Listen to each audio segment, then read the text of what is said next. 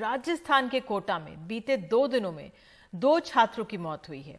NEET की तैयारी के लिए 2 महीने पहले ही आए 17 साल के छात्र ने कथित तौर पर खुदकुशी कर ली है।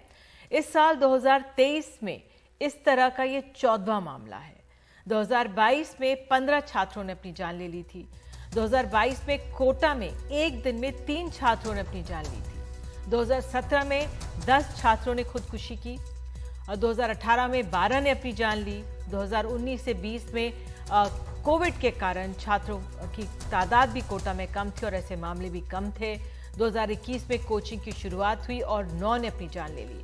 तो विशेषज्ञों के अनुसार कोविड के बाद खुदकुशियों का ये मामला बड़ा भी है और क्यों नहीं थम रहा है कोटा में इस तरह से इन खुदकुशी का सिलसिला, यही समझने की कोशिश करेंगे। बेहद खास मेहमान हमारे साथ हैं प्रोफेसर आनंद कुमार, संस्थापक हैं सुपर 30 के, इन्हें कौन नहीं जानता है और छात्रों पर इनका गहरा प्रभाव है, वो हमारे साथ हैं। और साथ ही हम आपको बता दें हमारे साथ मनोविज्ञानी हैं जयंती दत्ता। बहुत बहुत धन्यवाद जुड़ने के लिए। तो पहले आनंद कुमार जी, मैं आपसे आप क्या छात्रों को संदेश देना चाहेंगे? जब कोटा से ऐसी खबरें आती हैं तो बहुत परेशान आप भी होते होंगे हम सब की तरह। बहुत दुख की बात है कि ऐसी खबरें आती हैं और उससे भी ज्यादा दुख की बात है कि लोगों में निराशा का माहौल जागता है और इसको देखा देखी करके दूसरे लोग भी प्रभावित होते हैं। तो ये एकदम गलत बात है। बच्चों को कभी भी इन घटनाओं को निगेटिव नहीं लेना चाहिए, बल्कि इसके गहराई में जानी चाहिए कि ऐसी घटनाएं क्यों घटी और इसकी पुनरावृत्ति न हो।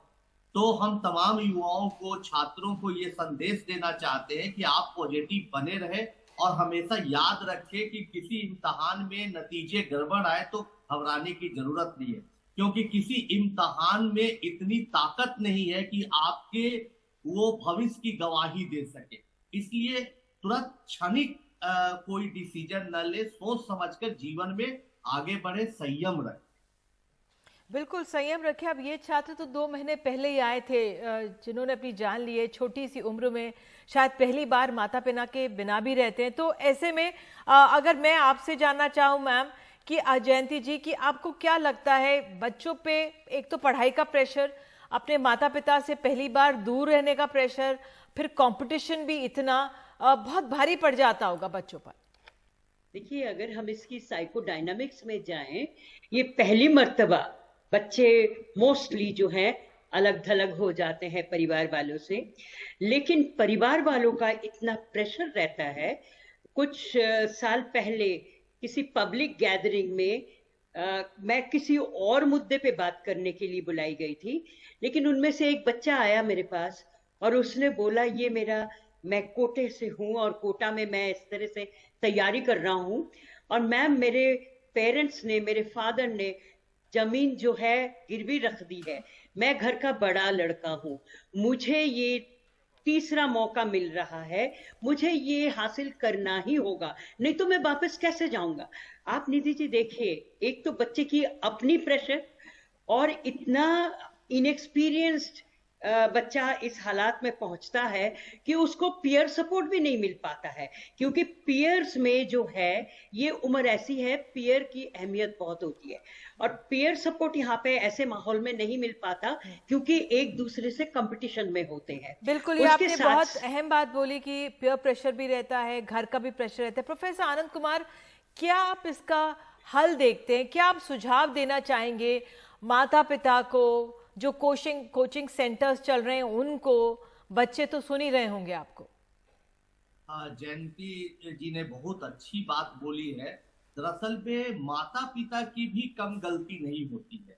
वो मोहल्ले में, समाज में देखा देखी करके कि मेरा बेटा भी डॉक्टर बनेगा या मेरा बेटा इंजीनियर बनेगा, अननेसेसरी दबाव बनाना शुरुआती दौर से ही बच्चों पर कर देते हैं। बच्चा बेचारा घबरा जाता है, ना कहने की स्थिति में अपने आप को गुनहगार समझता है। तब क्या करता है बेचारा, कोटा चला गया, माँ बाप आखिरी जमीन भी बेच दी, आखिरी अंतिम जमीन 1 कट्टे थी वो भी बेच दिया। अब बच्चा पर प्रेशर है, जैसा इन्होंने बताया कि कुछ तो करना है, नहीं तो मेरा क्या होगा, लोग क्या कहेंगे, मैं मुंह दिखाने लायक नहीं रहूंगा। और गलतियां कोचिंग वाले भी करते हैं कि बच्चे का बगैर टेस्ट लिए या खाना पूर्ति के लिए टेस्ट लेते हैं और कहते हैं नहीं बच्चा लायक है डॉक्टर बनने का, नीट करने का, आईआईटी करने लायक है, जबकि उसमें हो सके किसी दूसरे तरह की प्रतिभा हो। पैसा बनाने के लिए, मनी मेकिंग के लिए बच्चा को ले लिया ट्यूशन सेंटर पर, बच्चा पहला दिन दूसरा दिन गया, उसको कोई बातें समझ में नहीं आए, बच्चा पूरा संघर्ष कर रहा है। जयंती जी ने ठीक कहा, उसके दोस्त भी उसका साथ नहीं दे रहे हैं, सेंटर पर कोई काउंसलिंग करने वाला नहीं है, घबराहट हो रही है, बच्चा अकेले फील कर रहा, अकेलापन, अकेले रह रहा, उसको कोई पूछने वाला नहीं है। लाज लिहाज से जब माता पिता पूछते हैं फोन पर, मैं अक्सर गाँव में ऐसी घटना देखता हूँ, क्या हो रहा है बेटा, कैसे हो, नहीं पापा सब ठीक है, मम्मी अच्छा होगा, मैं एक दिन डॉक्टर बनूंगा। घबराहट होने लगती है, कोई ध्यान भी नहीं दे रहा है कोचिंग में। ऐसे बच्चों में जो सिम्टम आता है, वो क्लास से एब्सेंट होने लगते हैं, गुमसुम रहने लगते हैं, लोगों से कटने लगते हैं, और कोचिंग सेंटर में इसका कोई केयर लेने वाला नहीं है। तो बस बच्चा बेचारा मजबूर था जी। प्रोफेसर आनंद, क्योंकि मेरे पास समय, मुझे कहा जा रहा है कम है, मैं आपसे, क्योंकि अब कहा यह जा रहा है राजस्थान में अब जो पुलिस के लोग हैं, वो जो कैंटीन्स हैं जहाँ पे बच्चे जाके ज़्यादा रहते हैं, वहाँ पर जाकर उनको सेंसिटाइज कर रहे हैं, उनसे मुलाकात कर रहे हैं। लेकिन अगर कोटा की बात करें, 2 लाख छात्र वहाँ पे पढ़ने जा रहे हैं, 10, 12, 15 पुलिसकर्मी क्या कर पाएंगे? ऐसे ज़्यादा कुछ नहीं कर पाएंगे। हालांकि शुरुआत अच्छी है, लेकिन आप क्या संदेश देना चाहेंगे सरकारों को, या जो वहाँ पे क्या कहेंगे?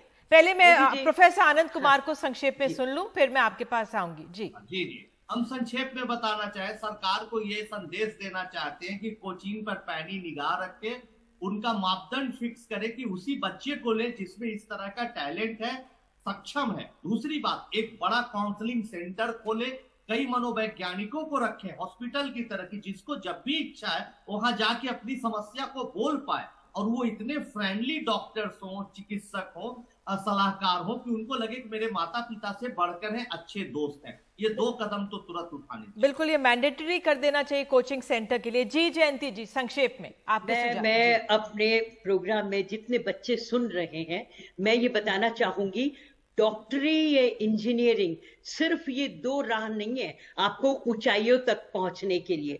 बहुत सारे ऐसे काबिलियत लिए हुए आप आते हो, जिसको अगर हम संजो ले, जिसको हम तराश ले, तो हो सकता है कि इन 2 लाइंस के अलावा भी आप बहुत ऊंचाइयों को हासिल करें। तो हर बच्चे को ये चाहिए कि वो अपने के अंदर यही ना सोचे कि मुझे डॉक्टर ही बनना है, इंजीनियर ही बनना है, उसके अलावा भी बहुत सारे ऐसे एप्टीट्यूड्स हैं इन बच्चों में जिनको तराशा जा सकता है। बिल्कुल, आप दोनों जुड़े, बहुत बहुत धन्यवाद।